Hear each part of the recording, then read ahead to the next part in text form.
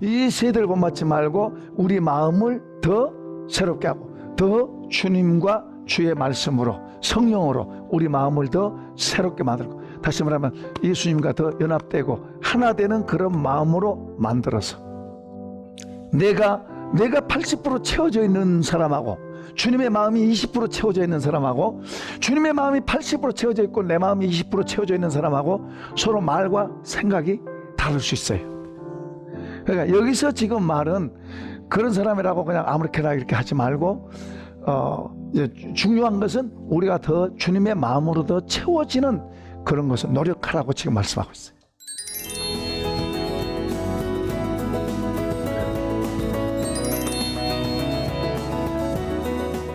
하나님 말씀 같이 읽읍시다. 7절 시작. 혹 섬기는 일이면 섬기는 일로, 혹 가르치는 자면 가르치는 일로. 예, 거기 이제 섬기는 일, 여러 가지 하나님이 주신 성령을 통해서 우리에게 주신 은사, 아까는 예언의 은사 전했고요. 이번에는 섬기는 은사입니다. 그러니까 하나님께서 교회에서 일하는 데 있어서 섬기는 일을 주셨는데요. 이 섬기는 일은 성도의 물질적인 그런 요구를 관장하는 그런 직책들입니다. 초대교회에는 7 집사를 세워서 일하게 했죠. 물론 7 집사뿐만 아니라 모든 사람이 서로 섬김의 태도를 갖는 거 좋죠. 근데 이제 교회에서 이제 물질 같은 걸로 교회를 섬깁니다. 봉사하는 거죠. 그러니까 재정을 봉사한다든지 또는 어떤 일을 할 때 섬기고 봉사한다든지, 특히 이제 여기서의 일은 섬기는 일이 교회 물질적으로 봉사하는 그런 일로 봉사하는 것을 이야기하고 있습니다. 교회 어떤 집에, 부잣집에는 집사 이런 사람이 있어가지고 그 집을 관리하는, 집의 일을 보는 그런 사람이 있는 것처럼 교회에서도 집사 그러면 교회 일을, 재정이나 또 다른 모든 일들을 관리하는 직분을 말하죠. 그런 게 이제 공식적으로 교회에서도 우리 교회에서도 일반적으로 있죠. 집사들이 있고 또 재정 관리도 하고 또 다른 이런 일 저런 일 여러 섬기는 일을 하는데요. 초대교회에서도 이제 사도들이 모든 걸 하다가 교회에 문제가 일어나죠. 문제가 일어나다 보니까 이제 7 집사를 세웠는데요. 그렇다고 해서 그 일만 한 게 아니죠. 7 집사 가운데 스데반 집사 같은 사람은 신유나 이 복음을 전하는 탁월한 능력이, 그런 은사가 있는 사람이에요. 또 빌립 집사 같은 사람도 복음을 전하는데 굉장히 사용되는 그런 사람입니다. 그러면서도 집사로서 교회에서 이렇게 섬기고 일하고, 그러니까 교회에서 그 각 은사대로 이치에 세워서 일하게 합니다. 어떤 사람은 주일학교 교사도 하게 한다든지 성가대로 하게 한다든지 그런 달란트가 있는 사람들을 그렇게 하는 것처럼 여기 지금 로마서에서도 그런 직책에 대해서 이야기하고 있습니다. 고린도서에서도 그런 이야기하고 있어요. 어떤 사람은 사도, 어떤 사람은 선지자, 어떤 사람은 목사, 교사 등등 또 쭉 이런 이야기를 하고 있는데요. 여기서도 지금 그런 이야기하고 있어요. 그런데 이제 각 교회에서, 각 고린도 교회에서 서열 이제 이야기하는 거하고 조금씩 다르고, 또 어떤 데는 폭이 더 넓은 데도 있고, 그런데 중요한 것은 그 교회에 따라서 일꾼이 세워지는 그런 게 다를 수 있어요. 예를 들어서 감리교회에서 일꾼을, 목사를 감독직이라고도 그렇게 말하고, 또 침례교회에서는 장로를 안 세우고 집사로만 세워서 하기도 하고, 이런 건 그 교회에 따라서, 그 교단에 따라서 조금씩 다르게 될 수 있어요. 그런 게 이제 이 로마 교회나 또는 고린도 교회나 교회 형편에 따라서 조금씩 다르게 표현되어 있다는 거.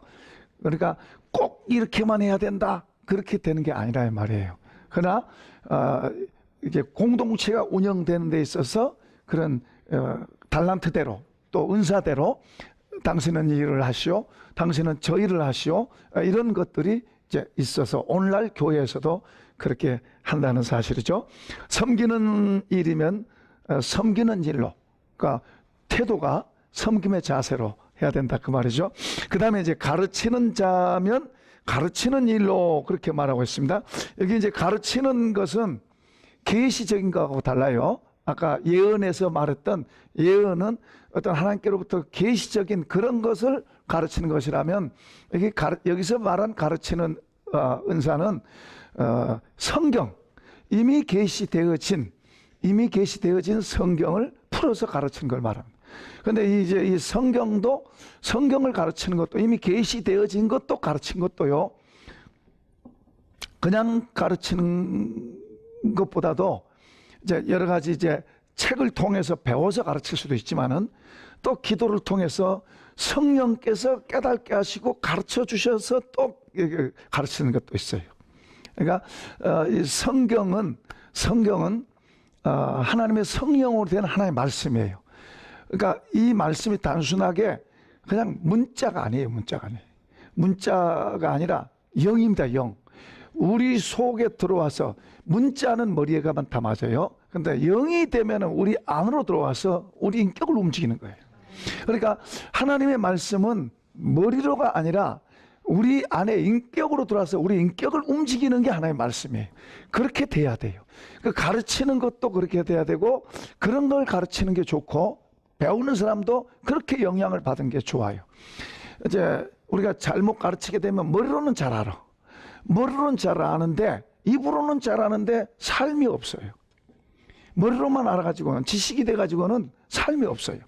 그러니까 이렇게 되면은 가르치는 사람도 이게 잘못 가르치면 그렇대요. 이렇게 되면 자기도 망하고 가르침을 받는 사람도 망하게 되는 거예요. 예를 들어서 제자 훈련을 한다.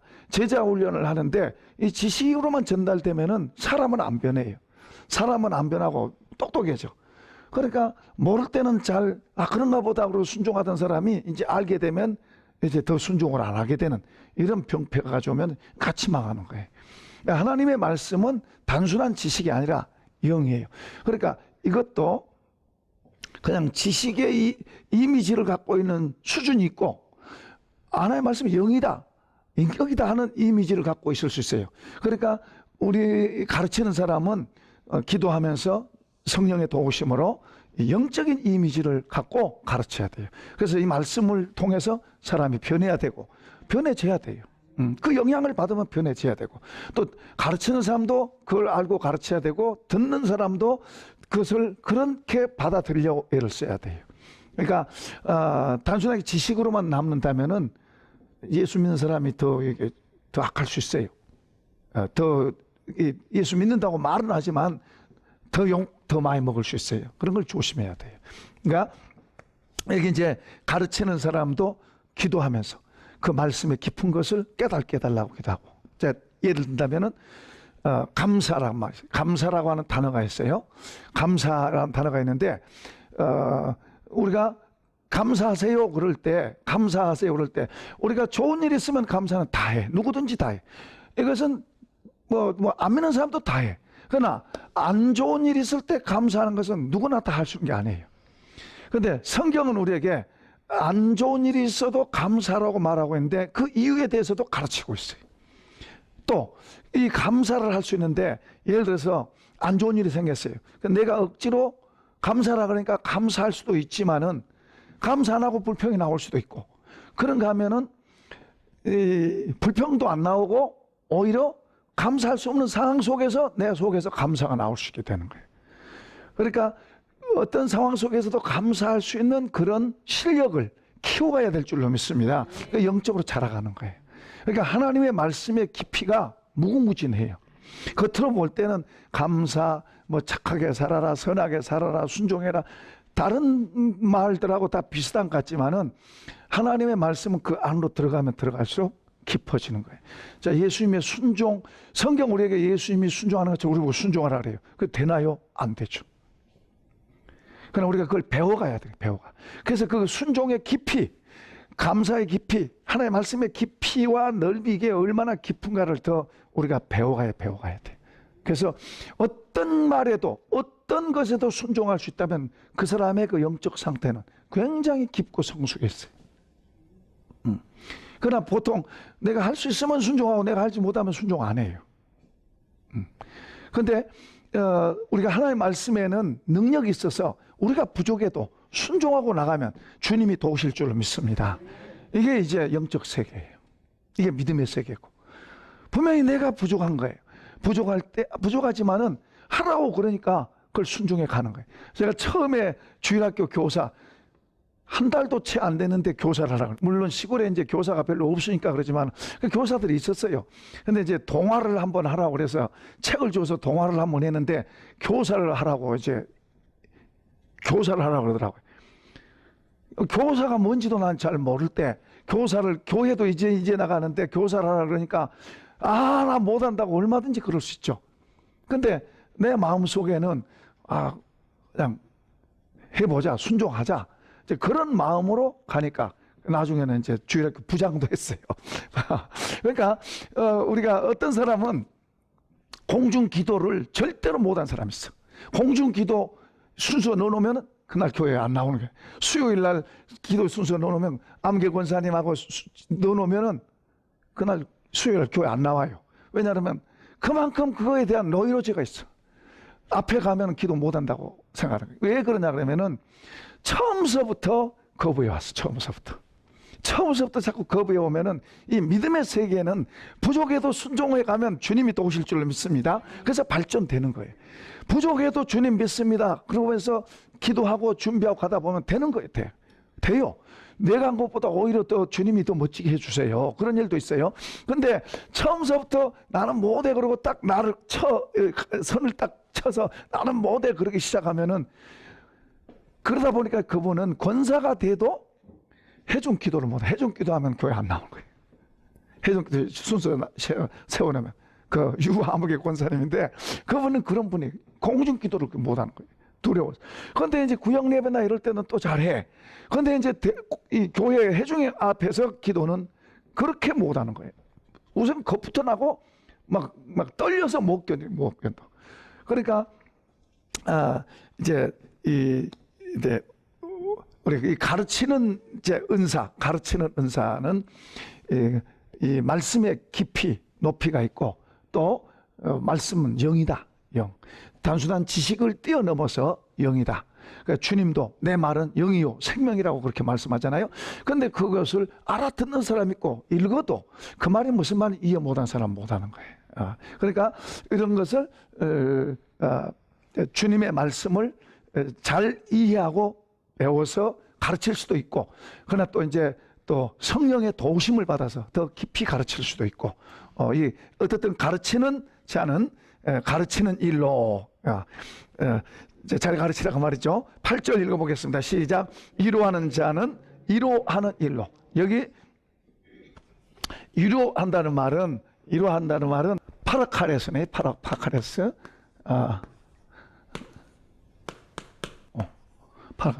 이 파라카레오는 이 의미는 이 간구하다, 부탁하다, 또 위로하다, 안위하다, 그런 의미가 있어요. 그러니까 위로한다는 말은 간구하다, 부탁하다.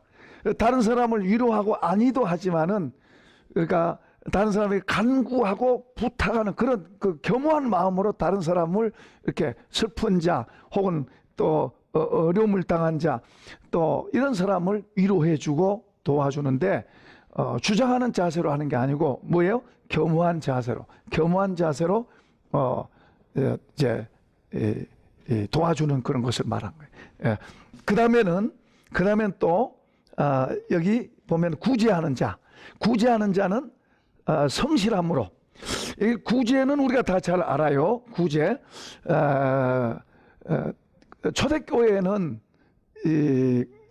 교회 안에 가난한 사람들 많았어요. 그때 당시에는 핍박받는 일이 많았고, 또 이제 핍박받다 보니까 가정에서 쫓겨난 사람도 있고, 또 심지어는 직장에 쫓겨난 사람들도 있고, 여러 가지 그 열악한 그런 게 많았습니다. 그렇죠. 우리나라도 예수 믿는 사람들이 처음에 들어갈 때 예수 믿는 사람들이 똑똑한 사람이 믿은 게 아니에요. 어려운 사람들이 믿어요. 어려운 사람들이 믿는데, 어려운 사람들을, 그 사람들이 또 이제 뭐요? 잘난 사람들한테 얼마나 핍박을 받고 무시당하고 그래요. 지금은 이제 보편화돼서 예수 믿는 것이 가치 있고 귀하다는 걸 알지만은, 초대 우리나라도 처음 복음이 들어올 때는 부모에게 쫓겨나기도 하고 또 여러 모양으로 불합리한 일들을 많이 당했습니다. 이제 그러다 보니까 이제 교회 안에서 이제 어려운 사람들을 돕는 그런 일이 있죠. 그게 구제죠, 구제. 사도행전에 보면은 구제하다가 서로 막 싸움이 일어나기도 했어요. 막 분쟁이 일어나기도 했어요. 그러다 보니까 이제 나중에 집사를 세우기도 했는데요. 전에 우리 이 구제한다는 것을 또 지혜롭게 해야 돼요. 지혜롭게. 믿는 사람들한테도 하지만은 안 믿는 사람들한테도 이제 해요. 오늘날은 안 믿는 사람들한테도 많이 구제를 해요. 우리 동기 목사님 보니까 우유를 독거 노인들에게 우유를 이렇게 매일 이렇게 넣어주는 거예요. 넣어줘. 그러니까 우유를 넣어주는데 노인 혼자 살다 보니까 죽어도 죽은 줄을 모르는 거예요.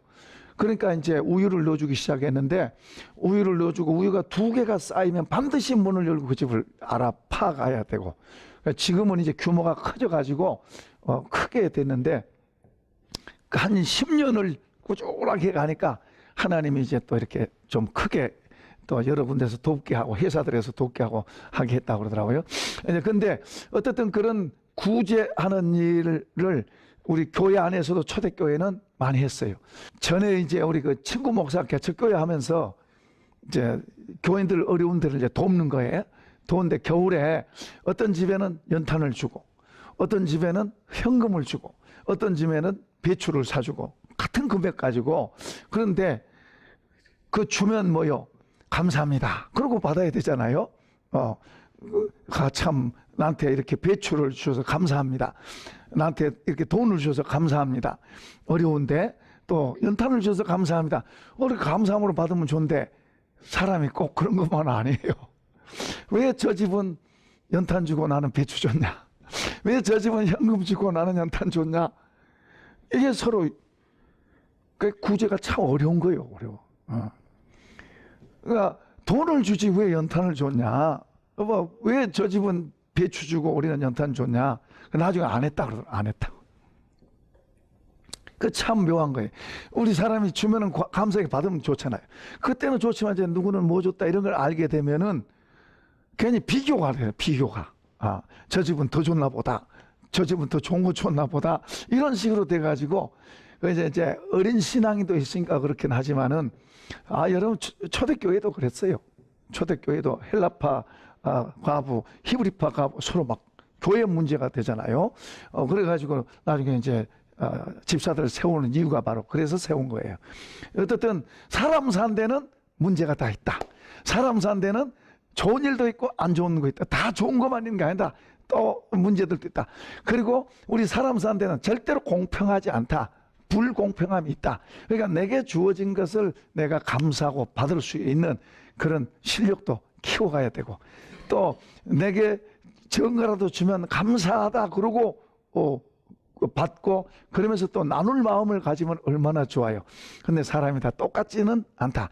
그런데 이제 구제하는 것도 지혜롭게 해야 되고 또 구제하는 것도 또 때로 필요하면은 아무도 모르게 해야 되고 알게 하면 비교가 되는 거예요. 괜히 또 똑같이 줬는데도 저 집은 더 많이 줬나 보다 이렇게 생각하는 이 사람이 참 묘하다는 말. 그러니까 구제는 지혜롭게 여기 보면은 구제하는 자는 성실함으로 하는 말이 바로 뭐예요? 지혜롭게 하라 이제 그런 말이죠. 그 다음에 이제 다스린 자는 부지런함으로 다스린다는 말은 리더십을 말합니다. 감독 혹은 장로, 목사 이제 이런 직책들을 말합니다. 그래서 교회를 돌아보고 교회 모든 성도들을 관리하고 그러니까 예를 들어서 이제 목사와 장로는 교인들의 모든 것을 살펴보고 요리문답에는 신령적 무슨 관계 다스림 그런 말로도 표현하고 있는데 이렇게 이제 성도들의 모든 삶을 옆에서 관리하고 감독하고 그게 이제 과거에는 그런 걸 했어요. 당회록 같은 데 보면은 이제 오래전 이야기 어떤 집에 며느리가 시아버지한테 말대꾸를 해서 무슨 이제 당에서 이제 벌을 준 거예요, 벌을. 그래서 추천 정지를 했다든지 뭐 교회에 언제 동안 출석 못 하겠다든지 그런 기록이 실제로 있습니다. 근데 요즘은 일일이 그렇게 성도들의 사생활에 대해서 간섭을 하면 반발할 거예요, 반발해. 그리고 잘못했으니까는 벌 받으세요.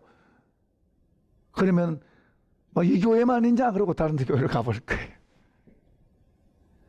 근데 그게 좋은 건 아니죠. 좋은 건 아니죠.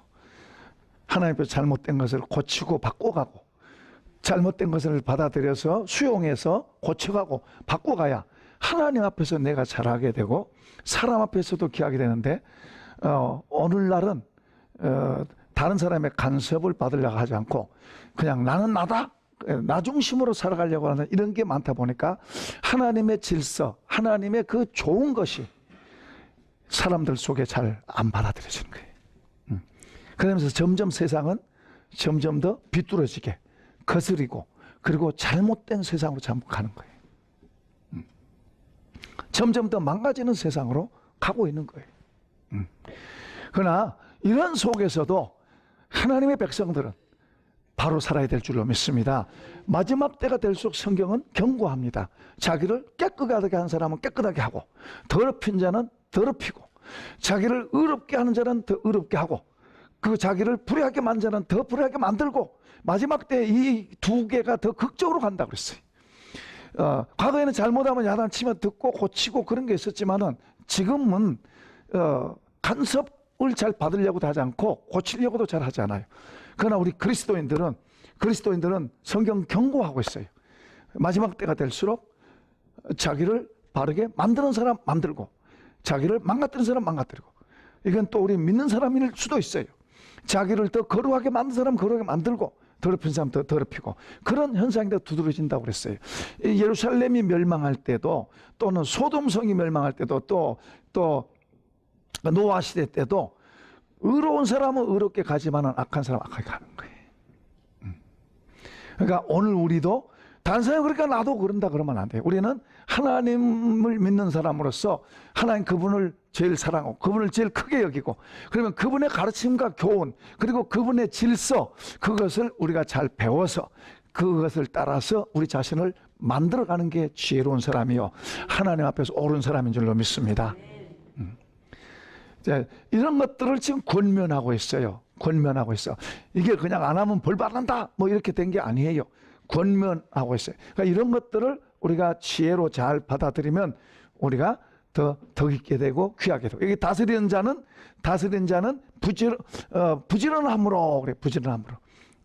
그러니까 이런 것은 다른 사람을 다스리면서 내가 군림하고 나는 뭐니까 하면서 다른 사람이 이렇게 하는 게 아니라 더 솔선해서 행동하고 솔선해서 그렇게 하면서 그것을 가르치고 또 그렇게 다스리고 그렇게 같이 가는 이렇게 이런 것을 지금 여기서 말씀하고 있어요.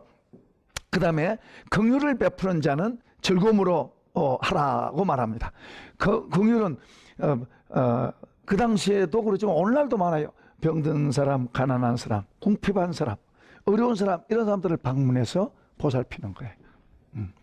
그러니까 교회에서 그런 것을 위임받은 그런 사람들이 이제 그런 어려운 사람들을 공식적으로 이렇게 방문하고 위로하고 도와주고 우리가 잘 살아도 어려운 사람들은 또 여전히 많이 있어요.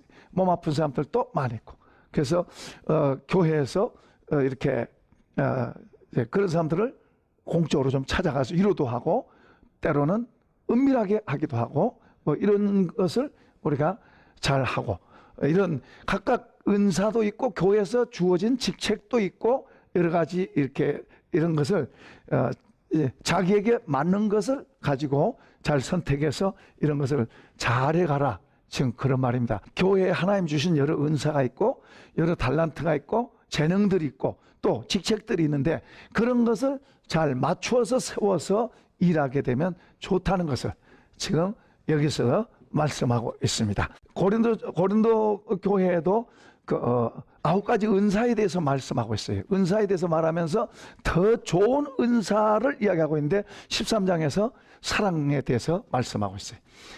사랑은 더 좋은 거다.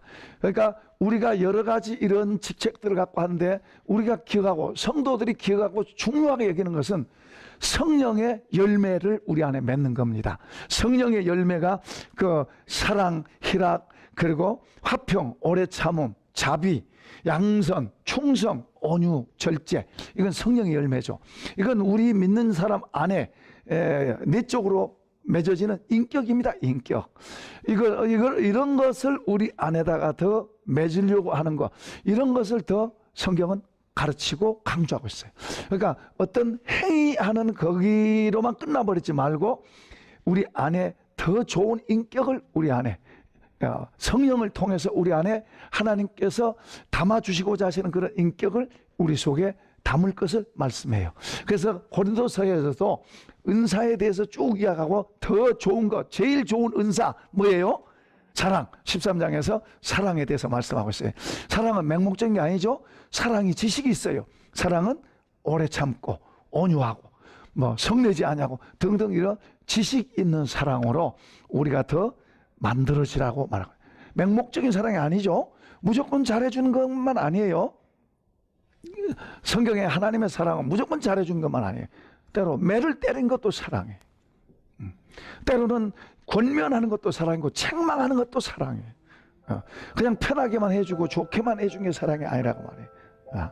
그러니까 이런 사랑을 바로 잘 배워서 그 사랑으로 더 깊어지고 또 주님의 그 성령의 열매들로 더 맺어가라. 이제 이것을 권면하고 있습니다.